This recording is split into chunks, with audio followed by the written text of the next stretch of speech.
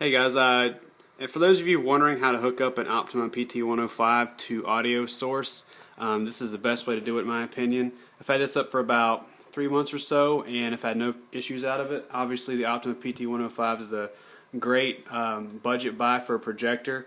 It goes up to an HDMI output, but it's not a full HD source.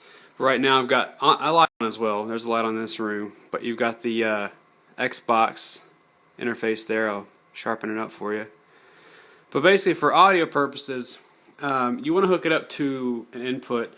Your input needs to be your actual Optoma projector. It needs to be your TV, so to speak. So I've got an actual 15-foot extension cord that goes up beyond this down here to where my audio is, and I've got a audio receiver, and it's got a bunch of outputs for Xbox, Blu-ray, PS2, all that stuff you would probably want to put on your theater setup. But I put the input on the back, which I don't know if you can really see. I don't think you can. Put the input on there as the projector, so that way the video in is a projector itself, and everything else is the output, which would include the speakers that I have set up in the room over here. And this is a do-it-yourself paint screen. I got some paint from eBay. It's like a neutral gray, because the Optoma PT105, you'd want something that brings out the darker colors. That's one of the issues with it. When it gets dark, it's good, but when the light comes on, it's harder to see it. So let's turn on the light to let you see how good the picture is.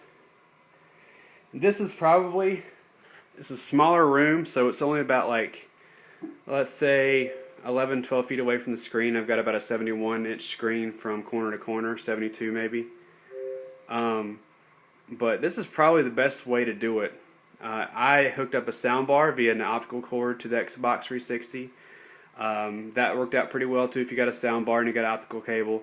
But this is a one-stop shop. Another thing I'd probably recommend is, let me get my light on here. If you're going to do the theater setup, is I got one of these. This is a remote.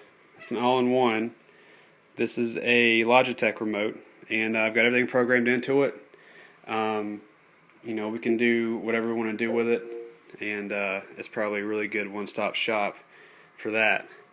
So that's pretty much it. And if you want any kind of questions or anything answered, just let me know, and I'll be sure to help you out. And again, much thanks to Johnny Swing, who helped us out with the first reviews. He's the reason why I got this in the first place. So if you guys like it, check it out. It's about $200 and it's a really good deal. Alright guys, thanks.